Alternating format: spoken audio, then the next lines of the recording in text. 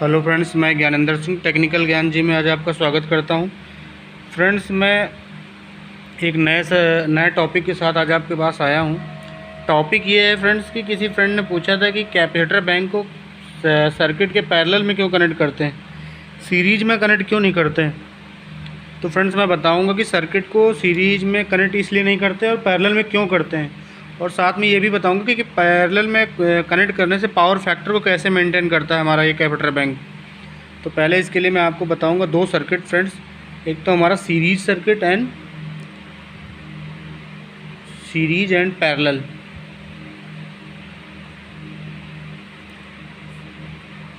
Series में friends हमारा 3 capacitor हमने कनेक्ट कर दिए।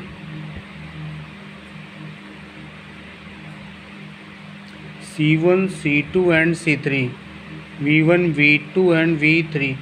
फ्रेंड्स, यहाँ इस सर्किट में जो हमारा करंट का फ्लो होगा तो वोल्टेज का ड्रॉप होगा। V1 कैपेसिटर 1 पे वोल्टेज ड्रॉप होगा, कैपेसिटर 2 पर, कैपेसिटर 3 पे, तो वोल्टेज का हमारा ड्रॉप होगा। अगर मैं इसको voltage into coulomb into capacitance, इसका मैं डेरिवेशन फ्रेंड्स निकालूंगा। तो वोल्टेज की बात करूं तो V1 plus V2 plus V3 means, अगर मैं इसे निकालने के लिए जाऊं फ्रेंड्स तो V is equal to Q is equal to C1, Q is equal to C2, Q is equal to C3। जब हम इसे निकालेंगे फ्रेंड्स तो Q इंटू 3/C डेरिवेशन में रख के इसको निकालेंगे तो हमारा जो कैपेसिटेंस आएगा C/3 आएगा। पैरेलल में सर्किट को अगर हम निकालें, किसी सर्किट को 3 कैपेसिटर हमने लगा दिए फ्रेंड्स पैरेलल में सर्किट के। फ्रेंड्स, यहाँ जो हमने सर्किट के पैरेलल में कैपेसिटर लगाया है, यहाँ वोल्टेज जो है हमारा सेम होगा। इस सर्किट में वोल्टेज सेम होगा पर जो हमारा चार्ज होगा वो डिफरेंट होगा। Q1, Q2, Q3, C1, C2 and C3। यहाँ फ्रेंड्स हमारा चार्ज जो है वो डिफरेंट होगा, Q1, Q2 and Q3। Voltage parallel circuit में सेम होगा फ्रेंड्स एंड चार्ज डिफरेंट होगा 3 कैपेसिटर पर। जब हम इस डेरिवेशन को निकालते हैं friends Q is equal to VC से, तो V इंटू C इधर पुट करेंगे and C1 plus C2 plus C3। तो ये हमारा, यहाँ पे हम फ्रेंड्स ये मान लेंगे if C1 is equal to C2 is equal to C3 is equal to C, तो हमारा निकल के आएगा friends VC is equal to 3C into V हमारा कट जाएगा, C is equal to 3C हो जाएगा।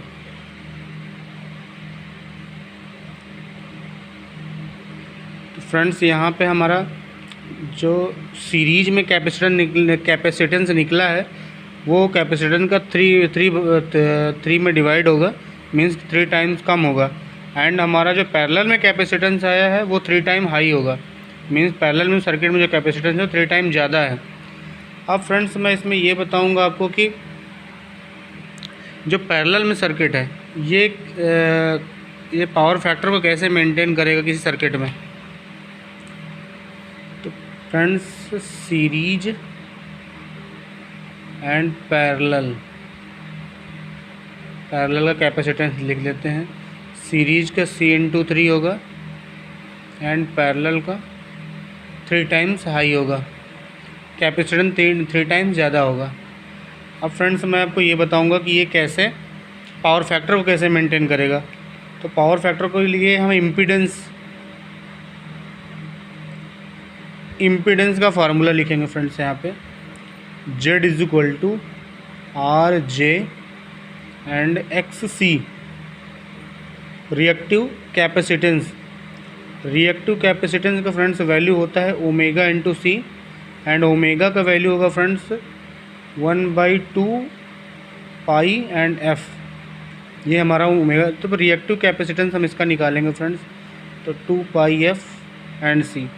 फ्रेंड्स, यहाँ पे जब हमारा कैपेसिटेंस है, जब कैपेसिटेंस ज़्यादा होगा तो हमारा रिएक्टिव कैपेसिटेंस कम होगा, यानी सर्किट में कैपेसिटेंस ज़्यादा रहेंगे तो करंट का फ्लो भी कम होगा। अब फ्रेंड्स मैं आपको पैरेलल सर्किट में बताऊंगा कि इसका क्या इम्पैक्ट पड़ेगा। पैरेलल में कैपेसिटेंस फ्रेंड्स हमारा जब ज़्यादा रहेगा तो कैपेसिटिव रिएक्टेंस हमारा कम होगा। कैपेसिटिव रिएक्टेंस कम होगा तो इम्पीडेंस ज़्यादा रहेगा।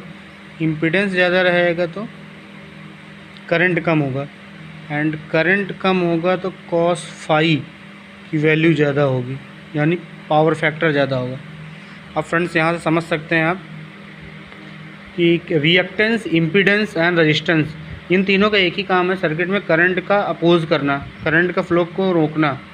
तो यहाँ फ्रेंड्स अगर हमारा कैपेसिटेंस ज़्यादा होगा तो रिएक्टिव कैपेसिटेंस कम होगा, यानी करंट का फ्लो सर्किट में कम होगा। यहाँ पैरेलल में हमारा जो कैपेसिटेंस है 3 टाइम ज़्यादा है, 3 टाइम ज़्यादा है कैपेसिटेंस, तो जो रिएक्टिव कैपेसिटेंस है वो कम होगा, और रिएक्टिव कैपेसिटेंस कम होगा तो इम्पीडेंस ज़्यादा होगा। फ्रेंड्स अगर सर्किट में इम्पीडेंस ज़्यादा होता है इसका मतलब करंट का जो फ्लो है उसको ये रोक रहा है, तो हमारा सर्किट में करंट का फ्लो कम होगा। सर्किट में करंट का फ्लो फ्रेंड्स कम होगा तो कॉस फाई का वैल्यू ज़्यादा होगा, यानी पावर फैक्टर हमारा मेंटेन रहेगा।